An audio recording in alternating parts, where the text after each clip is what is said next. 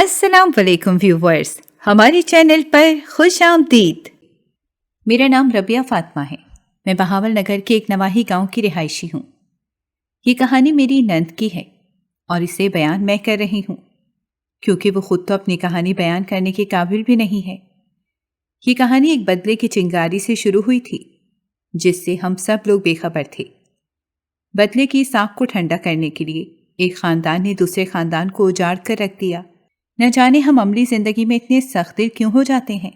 मैंने एक बार कहीं पढ़ा था कि कब्रों पर पैर रखने से डरने वाले हम इंसान जिंदगी में दूसरों के दिलों पर पैर रखकर गुजर जाते हैं। दूसरों के जज्बात को कुचलने से नहीं डरते।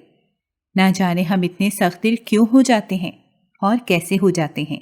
आइए मैं आपको वहां लेकर चलती हूँ जहां से इस कहानी का आगाज हुआ था। मैं ब्याह कर ज़हूर अहमद के आंगन में इसकी दुल्हन बनकर आई।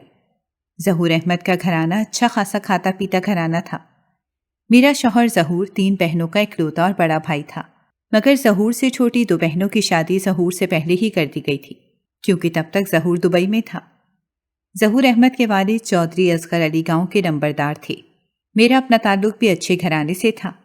मेरे वालिद की काफ़ी ज़रई ज़मीन है और अच्छा चलता हुआ अपना उड़हद का कारोबार था। मगर ज़हूर के घर का तो माहौल ही अलग था। गांव के नंबरदार होने की वजह से सुबह से लेकर यहाँ शाम तक बैठक लगती थी। कभी गांव के लोग अपने मसले मसाइल लेकर आ जाते थे, कभी शहर से कोई न कोई मिलने के लिए चला आता था और कभी आसपास के गांव के नंबरदार मिलने मिलाने और आपस के मामला डिस्कस करने के लिए आते रहते थे। अगर हर वक्त कोई न कोई इनके पास बैठा ही रहता था। किचन में एक मुलाजिम हर वक्त खड़ा चाय बनाता रहता था। थोड़ी देर बाद आवाज़ लगती थी कि बैठक में 2 कप चाय भेज दें, कभी बैठक में 4 कप चाय भेज दें। चाय बनाना और बैठक में लेकर जाना उसी मर्द मुलाजिम का काम था।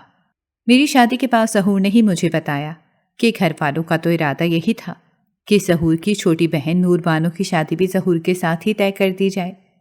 मगर जैसे ही नूर बानो को इस बात का पता चला तो उसने तो घर में वावेला मचा दिया।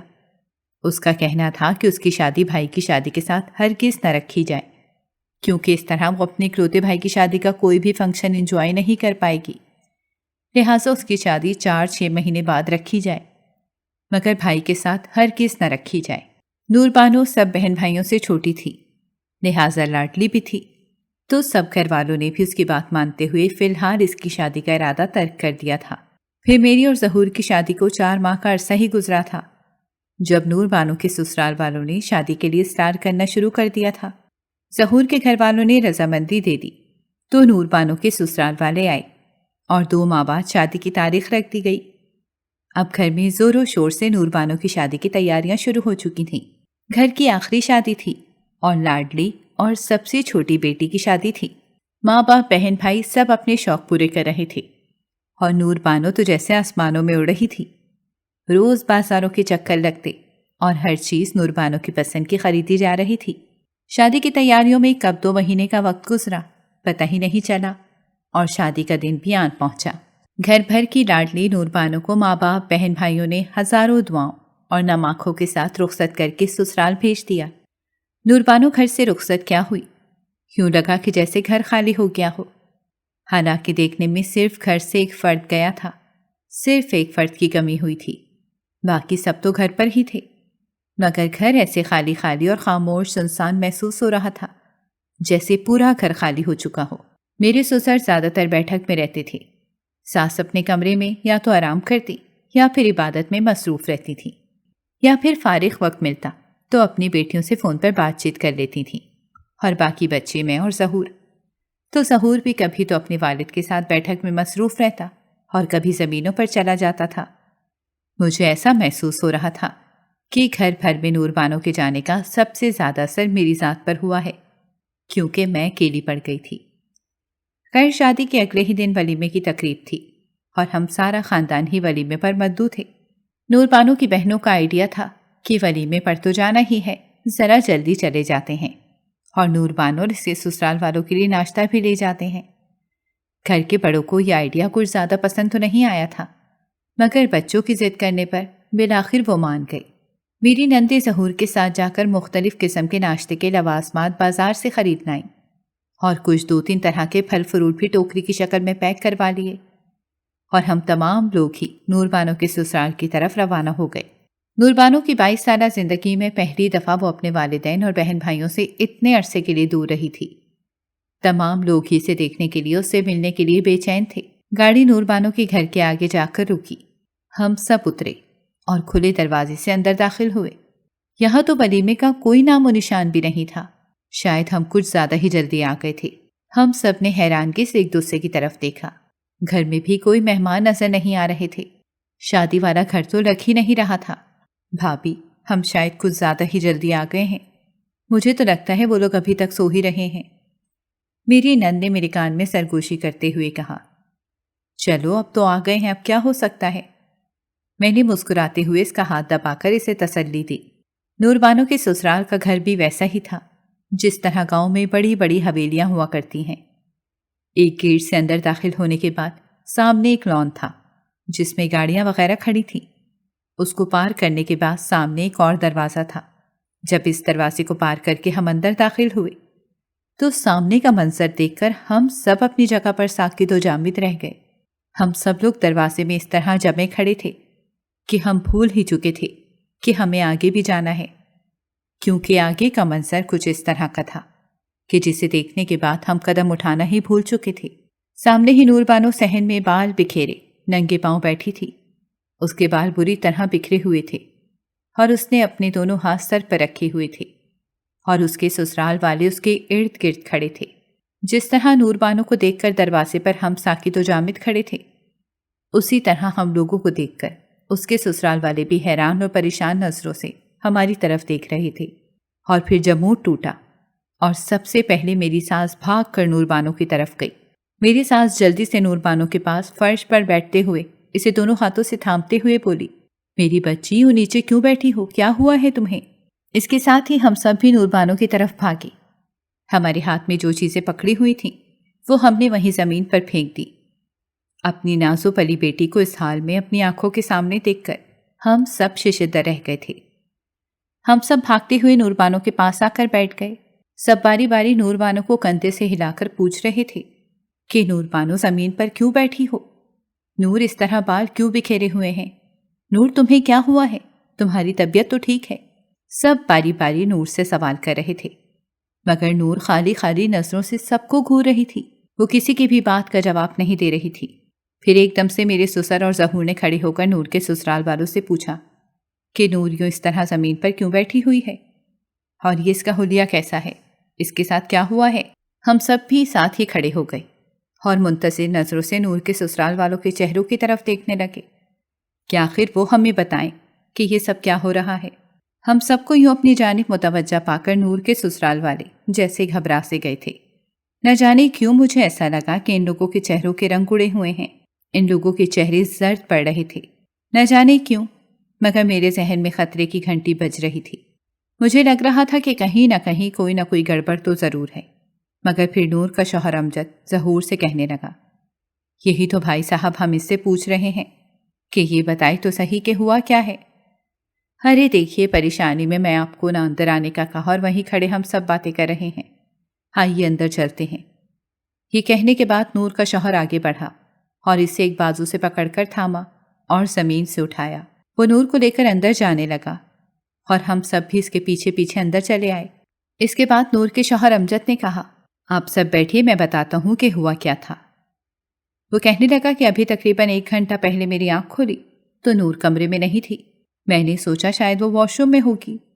मैं बिस्तर पे लेटा ही इसका इंतज़ार करता रहा, मगर जब 15 से 20 मिनट गुजर गए और नूर वॉशरूम से भी ना निकली तो मैंने उठकर दरवाज़ा खटखटाया।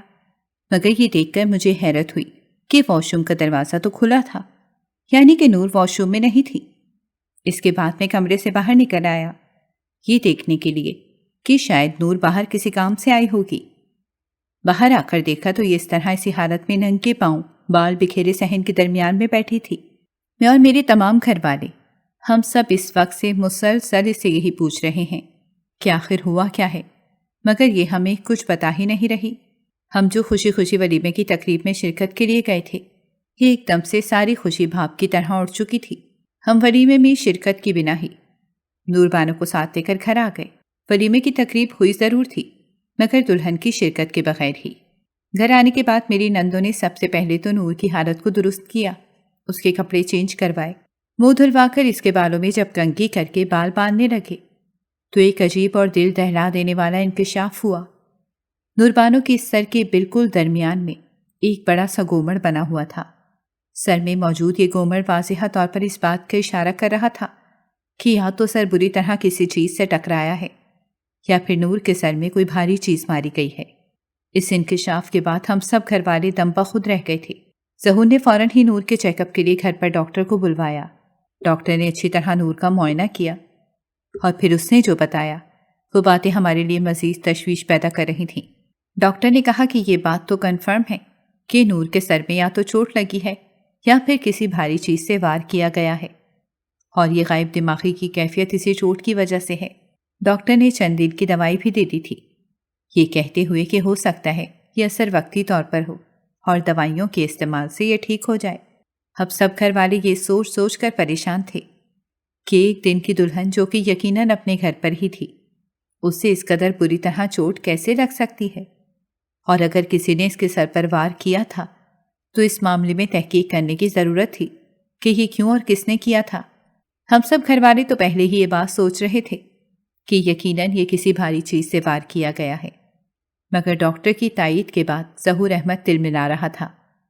اس کا کہنا تھا کہ ہمیں ابھی اور اسی وقت پولیس میں رپورٹ درج کرانی چاہیے اور انہیں بتانا چاہیے کہ ہماری بیٹی اور ایک دن کی دلہن کے ساتھ یہ ناروا سلوک کیا گیا ہے۔ مگر میرے سسر نے ظہور کو یہ کہہ کر تسلی دی کہ یہ معاملہ جوش سے نہیں ہوش سے کام لینے کا ہے۔ سب سے پہلے تو یہ بات ضروری ہے کہ ہماری بیٹی ہمیں بتائے کہ ہوا کیا ہے۔ اگر ہم پولیس میں رپورٹ بھی کرتے ہیں تو وہ بھی نور کا ہی بیان لیں گے، اور نور تو ابھی کوئی بیان دینے کے قابل ہی نہیں ہے، تو پھر ہم رپورٹ کس بنا پر درج کروائیں گے؟ اور ویسے بھی بیٹی کے سسرال کا معاملہ ہے، شک کی بنیاد پر ہم سارا معاملہ خراب نہیں کر سکتے، اسی لیے ہمیں فی الحال خاموش رہنا چاہیے۔ نہ چاہتے ہوئے بھی ظہور خاموش ہو گیا، مگر اندر ہی اندر وہ بری طرح تڑپ رہا تھا اور دل ملا رہا تھا۔ اس کا بس نہیں چل رہا تھا کہ سب کچھ تہس نہس کر دے، کب کیسے کر کے وہ شخص کا پتہ چلا لے جس نے اس کی بہن کی یہ حالت کر دی تھی۔ وہ ہر وقت اٹھتے بیٹھتے اب یہی ذکر کرتا تھا کہ ایک بار مجھے پتہ چل جائے کہ نور کے ساتھ یہ سب کچھ کس نے کیا ہے، میں اس شخص کو زندہ نہیں چھوڑوں گا۔ اگلے دن نور کا شوہر امجد اور نور کی ساس اسے لینے کے لیے آئے، مگر میری ساس، سسر اور ظہور نے نور کو ان کے ساتھ بھیجنے سے معذرت کر لی اور کہا کہ جب تک نور کی حالت بہتر نہیں ہو جاتی تب تک نور ان کے پاس ہی رکے گی۔ ان لوگوں کو بھی اس بات پر کوئی اعتراض نہیں تھا، لہٰذا وہ لوگ کچھ دیر رکے، کھانا وغیرہ کھانے کے بعد اپنے گھر کو روانہ ہو گئے۔ دن اسی طرح گزرتے رہے اور نور کا علاج جاری تھا۔ دھیرے دھیرے نور کی حالت میں بہتری کے آثار نظر آ رہے تھے اور اب سب کی باتوں کا جواب دینے لگی تھی۔ وہ اب سب کی باتوں کا جواب دینے لگی تھی اور اپنا بھی تھوڑا بہت خیال رکھنے لگی تھی، لیکن ڈاکٹر نے ہم سب کو سختی سے منع کیا تھا کہ ابھی پچھلی کسی بھی بات کا ذکر نہ کیا جائے۔ اگر خدا نخواستہ نور کی حالت صدمے کی وجہ سے تھی تو کہیں ایسا نہ ہو کہ یہ صدمہ پھر سے اس کے دل و دماغ پر چھا جائے، اسی لیے کسی بھی معاملے میں جلد بازی نہ کی جائے۔ نور کی حالت میں بہتری کے آثار نظر آ رہے تھے، مگر پھر بھی ہم گھر والے ابھی خاموش تھے، صرف اس وجہ سے کہ چند دن اور رک جاتے ہیں، نور کی طبیعت مزید کچھ سنبھل جائے تو اس معاملے میں بات کریں گے۔ نور کے علاج کو 15 سے 20 دن گزر گئے تھے اور اس دوران ہمیں ایک اور خبر ملی تھی۔ نور امید سے تھی، وہ ماں بننے والی تھی۔ اب حالات کچھ ایسے تھے کہ ہمیں سمجھ ہی نہیں آ رہی تھی کہ یہ ہمارے لیے خوشی کی بات ہے یا آگے چل کر یہ خبر ہمارے لیے مصیبت بننے والی ہے۔ عام حالات میں یہ خبر ملتی تو ہم کتنا خوش ہوتے اور کتنا اس خوشی کو سیلیبریٹ کرتے، مگر اب تو ہم صرف دعا ہی کر سکتے تھے کہ اللہ کرے آگے چل کر سب ٹھیک ہو، کیونکہ ابھی کچھ بھی واضح نہیں تھا کہ حالات کیا رخ اختیار کریں گے۔ اور پھر جب 2-4 دنوں میں نور کی حالت مزید کچھ سنبھلی تو ظہور نے اس سے بات کرنے کا فیصلہ کیا۔ ظہور نے جب نور کو بٹھا کر اس بارے میں بات کی اور اس سے پوچھا کہ تمہارے سر پر جو چوٹ لگی ہے یہ کیسے لگی تھی، ظہور کی بات سنتے ہی نور نے فوراً اپنا سیدھا ہاتھ اٹھایا اور سر پر پھیرنے لگی۔ کچھ دیر وہ خاموشی سے خلا میں گھورتی رہی۔ ظہور نے ایک بار پھر سے اپنا سوال دہرایا اور اسے کہنے لگا کہ گڑیا خاموش مت رہو، ہمیں بتاؤ کہ کیا ہوا تھا۔ جب شادی کے دوسرے دن ہم ولیمے کی تقریب میں شرکت کے لیے تمہارے سسرال پہنچے تو تم بال بکھیرے ننگے پاؤں پاگلوں کی طرح صحن میں بیٹھی تھی اور تمہیں کسی چیز کا ہوش نہیں تھا۔ تمہاری یہ حالت کس نے کی تھی؟ مگر جب نور بانو نے منہ کھولا تو اس نے فقط اتنا ہی کہا کہ بھائی مجھے کچھ بھی یاد نہیں ہے۔ ہم سب بے بسی سے ایک دوسرے کا منہ دیکھنے لگے جب اچانک ظہور اپنی جگہ سے اٹھے اور نور بانو کے پاس جا کر بیٹھ گئے۔ انہوں نے نور بانو کے کندھوں پر اپنے بازو پھیلایا اور اسے اپنے ساتھ لگاتے ہوئے بولے، دیکھو گڑیا، تمہیں ڈرنے کی بالکل بھی ضرورت نہیں، جو سچ ہے صاف صاف بتا دو، میں تمہارے ساتھ کھڑا ہوں۔ میں تم سے وعدہ کرتا ہوں میں تمہیں کبھی بھی اکیلا نہیں چھوڑوں گا، ہر قدم پر تمہارا ساتھ دوں گا، تم اسے کچھ بھی چھپاؤ مت۔ مگر اتنے اصرار کے باوجود بھی نور بانو کی ایک ہی رٹ تھی کہ اسے کچھ بھی یاد نہیں۔ جب ڈاکٹر کو اس بارے میں بتایا گیا تو ڈاکٹر کا بھی یہی کہنا تھا کہ کوئی بات نہیں، آپ زیادہ اصرار مت کیجیے اور اسے دماغ پر زور دینے کو مت کہیے۔ نور بانو کی حالت پہلے سے کافی بہتر ہو گئی تھی اور تقریباً اسے 1 مہینہ ادھر ہمارے پاس ہو چکا تھا۔ نور کا شوہر اکثر ملنے کے لیے آتا رہتا تھا۔ جب نور کی حالت سنبھلی تو امجد نے بھی گھر لے جانے پر اصرار کرنا شروع کر دیا۔ ہم نے ایک بار پھر سے دل پر پتھر رکھ کر نور بانو کو اس کے شوہر کے ساتھ بھیج دیا۔ گو کے دل میں ہزاروں طرح کے خدشات تھے مگر کچھ بھی واضح نہیں تھا۔ نور بانو اپنے گھر چلی گئی، مگر جب نور سب سے مل کر رخصت ہونے لگی تو میں نے ایک بات نوٹ کی کہ اس کی آنکھیں بھیگی ہوئی تھیں، وہ رو رہی تھی۔ نور کو روتا دیکھ کر میرا ذہن شش و پنج کا شکار ہو گیا تھا کہ آخر وہ رو کیوں رہی تھی۔ نور شادی کے 1 دن بعد ہی پھر سے اپنے میکے آ گئی تھی اور یہاں 1 ماہ رہنے کے بعد اب وہ پھر سے سسرال واپس جا رہی تھی۔ شاید ماں باپ سے بچھڑنے کا دکھ تھا، شاید وہ اسی لیے رو رہی تھی، اسے سسرال کی ابھی عادت نہیں ہوئی تھی، اسی لیے اس کا دل بھر آیا ہوگا۔ میں نے یہ سوچ کر خود کو تسلی دی۔ نور بانو چلی گئی اور سب پھر سے اپنی اپنی زندگیوں میں مصروف ہو گئے۔ دن یوں ہی گزرنے لگے مگر اب ایک نئی پریشانی کا سامنا تھا۔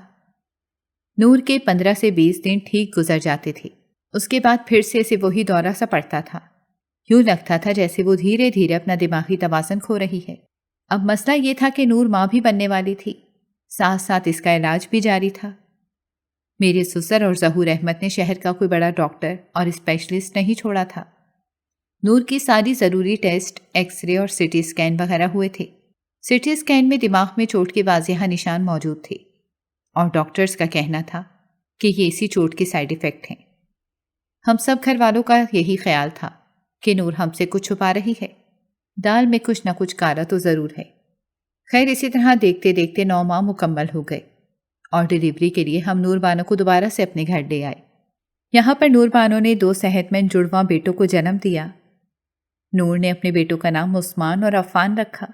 وقت گزر رہا تھا، بچے بھی دھیرے دھیرے بڑے ہو رہے تھے مگر نور اپنے بچوں کی طرف وہ توجہ نہیں دے پا رہی تھی جو کہ ایک ماں کو دینی چاہیے۔ وہ اس محبت اور توجہ کے ساتھ بچوں کی پرورش کر ہی نہیں پا رہی تھی جیسا اس کا اپنا دل چاہتا تھا، کیونکہ وہ دورہ جو نور کو پہلے مہینے بعد پڑتا تھا اب اس وقت کو 15-20 دن بعد پڑنے لگا تھا۔ دھیرے دھیرے نور کی صحت گرنے لگی تھی، وہ پہلے سے بہت حد تک کمزور ہو چکی تھی۔ اب وہ زیادہ تر ہمارے گھر ہی رہتی تھی۔ نور کے دونوں بیٹے عثمان اور عفان اب 1 سال کے ہو چکے تھے اور وہ دھیرے دھیرے چلنے کی کوشش بھی کرتے تھے۔ نور خود تو بیمار رہتی تھی، اسی لیے بچے زیادہ نور سے اٹیچ بھی نہیں تھے، اسی لیے اکثر نور میکے کے بجائے بچوں کو سسرال میں ہی چھوڑ آتی تھی۔ اس دن بھی نور ہمارے گھر اکیلی ہی آئی تھی۔ نہ جانے کیوں جیسے ہی اس نے گھر کے اندر قدم رکھا تو مجھے وہ بہت ہی بجھی بجھی سی دکھائی دی تھی۔ آتے ہی وہ اپنے کمرے میں آرام کرنے کے لیے چلی گئی۔ شام کے وقت جب سارے گھر والے چائے پینے کے لیے ٹی وی لاؤنج میں اکٹھے ہوئے تو ظہور نے نور کے کمرے کا دروازہ کھٹکھٹایا اور اسے بھی باہر آنے کو کہا۔ تقریباً 5 منٹ بعد ہی نور باہر آ گئی اور مسکراتے ہوئے کہنے لگی کہ میں بھی بس باہر ہی آ رہی تھی۔ ٹی وی لاؤنج میں بیٹھ کر سب چائے پینے لگے اور آپس میں خوشگپیوں میں مصروف تھے جب نور بانو نے مجھے آواز دے کر کہا کہ بھابھی مجھے ایک کاغذ قلم چاہیے۔ सब हैरान होकर नूरबानो की तरफ देखने लगे। मैं फौरन अपनी जगह से उठी और अपने कमरे में गई और एक डायरी और पेन लाकर नूरबानो के हाथ में थमा दिया। नूर ने डायरी का एक पेज खोला और पेन खोलकर इस पर कुछ लिखने लगी। वो तकरीबन 10 मिनट तक कुछ लिखती रही। सब हैरान और मुंतजिर नजरों से नूरबानो की तरफ देख रहे थे कि आखिर वो क्या कर रही है। तजस्सुस से मजबूर होकर आखिर ज़हूर अहमद ने नूर से पूछ ही लिया, गुड़िया ये क्या लिख रही हो, कुछ हमें भी तो बताओ। तो जवाबन नूरबानो मुस्कुराते हुए कहने लगी, भाई अभी बताती हूँ, बस 2 मिनट सब्र कीजिए। लिखने के बाद नूरबानो ने पेन बंद करने के बाद एक साइड पर रखा और डायरी का वो सफ़ा फाड़ कर उसकी तह लगा दी और मेरी तरफ बढ़ाते हुए कहने लगी, भाभी ये ख़त है, ये मेरी अमानत है जो मैं आपके सुपुर्द कर रही हूँ। ये ख़त आपने मेरे बच्चों को उस वक्त देना है जब वो 18 साल के हो जाएंगे। मैं हैरानों परेशान नज़रों से नासमझी के आलम में नूरबानो की तरफ देख रही थी कि वो ये सब कुछ क्या कह रही है, इस बात का क्या मतलब है। ज़हूर अहमद और मेरी सास ससुर ने हाथ में पकड़े हुए अपने चाय के कप वापस टेबल पर रख दिए। मेरी ससुर फौरन अपनी जगह से उठकर नूरबानो के पास आए और कहने लगे, बेटी क्या बात है, कोई परेशानी है क्या, मुझे बताओ, तुम्हारा बाप अभी जिंदा है। नूरबानो ने मुस्कुराते हुए कहा, जी अब्बा, आप सबको वही बताने लगी हूँ क्योंकि अब वक्त आ गया है कि मैं इस राज को रास ना रखूं और आप सबके सामने से आश्कार कर दूं। ज़हूर अहमद हैरत भरे लहजे में कहने लगे, कैसा राज गुड़िया, जल्दी बोलो, मेरा दिल बुरी तरह से धक धक कर रहा है। नूरबानो ने एक लंबी सांस भरी और कहने लगी, भाई शादी की पहली रात हर लड़की की आंखों में हजारों सपने होते हैं। मैं भी हजारों सपने आंखों में समोए बेड पर बैठी अपने शौहर का इंतजार कर रही थी। जब अमजद कमरे में आया तो मैं हैरान नजरों से उसकी जानिब देख रही थी क्योंकि उसके हाथ में एक कपड़े धोने वाला डंडा भी था जिसे आमतौर पर गांव में लोग कपड़े धोने के लिए इस्तेमाल करते हैं। मैं नई नवेली दुल्हन थी, झट से ये भी नहीं पूछ सकती थी कि ये आपके हाथ में क्या है। अमजद ने कमरे में आते ही वो डंडा बेड के नीचे रख दिया और फिर वो मुझसे बातें करने लगी। इस दौरान मैं बिल्कुल भूल ही गई कि अमजद ने बेड के नीचे वो डंडा किस लिए रखा था। रात गुजर गई मगर सुबह मेरी आंख एक धमाके से खुली। ये धमाका किसी चीज़ के फटने का नहीं था, ये धमाका मेरे सर में लगी चोट का था। तकलीफ के शदीद एहसास से जब मेरी आंख खुली तो मैंने देखा कि अमजद मेरे सिरहाने वो कपड़े धोने वाला डंडा लेकर खड़ा है। मैं हैरत से इस बात को समझने की कोशिश कर रही थी कि अमजद ने वो कपड़े धोने वाला डंडा मेरे सर में मारा था। मेरा सर उस वक्त बुरी तरह से घूम रहा था, पूरा कमरा चकरा रहा था और मुझे कुछ भी समझ नहीं आ रहा था। मैंने बेड से उठकर खड़े होने की कोशिश की और इस कोशिश में मैं ज़मीन पर जा गिरी। बेहोश होते हुए मेरी नज़र अमजद पर पड़ी तो अमजद कमरे से बाहर जा रहे थे। जब मुझे होश आया तो मैं कमरे में अकेली थी। मैं फिर से एक बार हिम्मत करके उठी और कमरे से बाहर गई। मैं बैठकर सहन तक पहुंची क्योंकि वहां अमजद अपने घर वालों के साथ खड़े थे। अगर मैं उठकर खड़ी होने की कोशिश करती तो मेरा सर बुरी तरह से घूमने लगता, इसीलिए मैं बैठकर रेंगते हुए इन लोगों के पास पहुंची। मगर जैसे ही मैं वहां पहुंची तो मुझे यकदम ये भूल गया कि मैं इनसे क्या कहने वाली थी। मुझे कोई भी चीज़ याद नहीं आ रही थी। मैं अपने सर पर हाथ रखकर फरियाद करने की कोशिश करने लगी कि मैं बाहर किस लिए आई थी, मुझे क्या हुआ था। और इसी अवस्था में आप लोग घर में दाखिल हुए थे। आप लोग मुझे बार बार हिलाकर पूछ रहे थे कि नूर बोलो तुम्हें क्या हुआ है, तुम यहाँ सहन में क्यों बैठी हो। मगर यही बात तो मैं खुद याद करने की कोशिश कर रही थी कि मुझे क्या हुआ है, मैं यहाँ सहन में इस तरह से क्यों बैठी हूँ, मगर मुझे कुछ भी याद नहीं आ रहा था। फिर आप लोग मुझे अपने साथ ले आए, मेरा इलाज शुरू हुआ और जब 10-15 दिन बाद मेरी हालत कुछ संभली तो मुझे सब कुछ याद आया। मगर उस दौरान मुझे ये खबर भी मिल चुकी थी कि मैं उम्मीद से हूँ। आप लोगों ने फिर ये जानने के लिए इसरार किया कि मुझे क्या हुआ था, मेरे सर में चोट कैसे लगी थी। मगर मैं जानबूझकर खामोश रही क्योंकि आप लोगों से कोई भी बात करने से पहले मैं इस बारे में अमजद से बात करना चाहती थी। उससे 2 टोक बात करना चाहती थी, उससे पूछना चाहती थी कि आखिर उसने मेरे साथ ये सलूक क्यों किया था। उसके बाद एक बार फिर से मैं रुखसत होकर अमजद के साथ अपने ससुराल आ गई। گھر جاتے ہی میں نے امجد سے پہلا سوال یہی کیا، اور جانتے ہیں ابا اس نے کیا جواب دیا؟ بھائی میں آپ کو بتاؤں اس نے کیا جواب دیا؟ نوربانو کی آنکھوں سے آنسو اس قدر تیزی کے ساتھ بہہ رہے تھے کہ وہ اپنی بات بھی مشکل سے مکمل کر رہی تھی۔ ابا اس نے کہا کہ اس نے اس تھپڑ کا بدلہ لیا ہے جو آپ نے پنچایت میں اسے مارا تھا۔ نوربانو نے اتنا کہا تھا کہ ظہور احمد بلند آواز میں دھاڑے مار مار کر رونے لگے۔ میری ساس اور سسر بلک بلک کر رو رہے تھے۔ میں کبھی اس کے پاس جا کر اسے چپ کرواتی اور اسے تسلی دیتی، تو کبھی اپنے گھر کے دوسرے فرد کے پاس جاتی اور اسے تسلی دے کر چپ کروانے کی کوشش کرتی۔ میں سوچ رہی تھی کہ ہائے میرے گھر پر یہ کیسی قیامت ٹوٹ پڑی ہے آج۔ نوربانو نے اپنی آنکھوں سے آنسو صاف کیے اور پھر سے بات جاری رکھتے ہوئے بولی، امجد کا کہنا تھا کہ وہ مجھے اسی دن طلاق بھی دینا چاہتا تھا، مگر میں اپنے ہوش و حواس میں نہیں تھی، اسی لیے وہ بھی خاموش رہا۔ اور اب جبکہ میری طبیعت سنبھل چکی تھی، مگر اب یہ خبر بھی مل چکی تھی کہ میں امید سے ہوں اور ایسی حالت میں طلاق نہیں ہو سکتی۔ اس دن میں نے امجد سے ایک وعدہ لیا کہ بچوں کے پیدا ہونے تک، ان کو دودھ پلانے تک، ان کے چلنے تک وہ مجھے طلاق نہیں دے گا۔ جب بچے چلنے لگیں گے تو وہ مجھے طلاق دے سکتا ہے، تب تک میں بھی اس بات کو راز رکھوں گی۔ اور امجد نے میری بات مان لی تھی۔ اب جبکہ عثمان اور عفان 1 سال کے ہو چکے ہیں، وہ چلنے کی کوشش بھی کر رہے ہیں، تو اب وہ وقت آ گیا ہے کہ امجد مجھے طلاق دے دے گا۔ اسی لیے میں نے سوچا ہے کہ آپ سب کو اس راز سے آگاہ کر دوں۔ نور نے اپنی بات ختم کی تو ظہور احمد اپنی آنکھوں سے آنسو صاف کرتے ہوئے اٹھ کھڑے ہوئے اور کہنے لگے، گڑیا تم نے بہت دیر کر دی مجھے سچ بتانے میں۔ خیر چھوڑوں گا تو میں اس کمینے کو اب بھی نہیں۔ میں نے اسے چھٹی کا دودھ نہ یاد کروا دیا تو میرا نام بھی ظہور احمد نہیں۔ سالے کو ایسی موت ماروں گا کہ یاد رکھے گا۔ نہیں بھائی آپ اسے کچھ بھی نہیں کہیں گے۔ نوربانو اپنی جگہ سے کھڑی ہوئی اور ظہور احمد کو سمجھانے لگی۔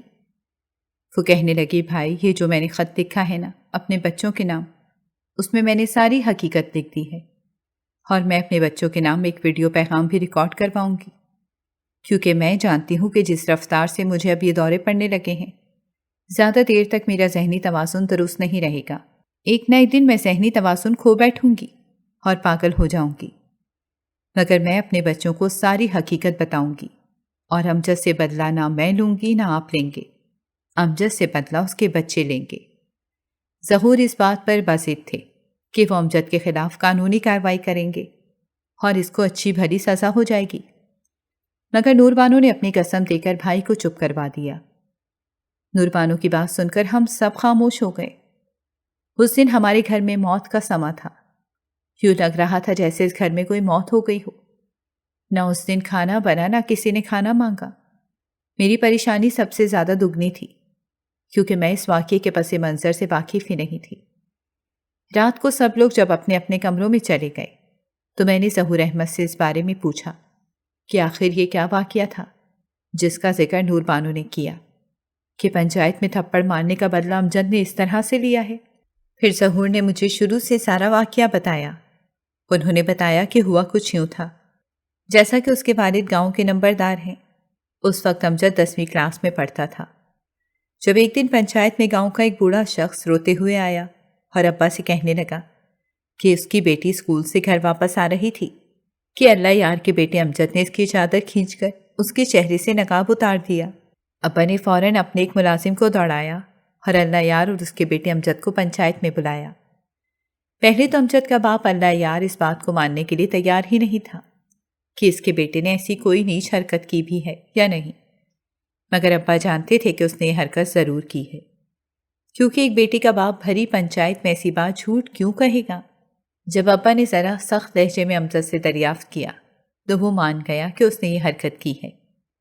ابا نے اس سے وجہ پوچھی کہ آخر اس نے ایک انجان لڑکی کی چادر کھینچ کر اس کے چہرے سے نقاب کیوں اتارا، تو اس پر امجد نے اکڑ کر کہا کہ مجھے وہ لڑکی خوبصورت لگتی تھی، میں اس کا چہرہ دیکھنا چاہتا تھا، اسی لیے چادر کھینچ کر نقاب اتار دیا۔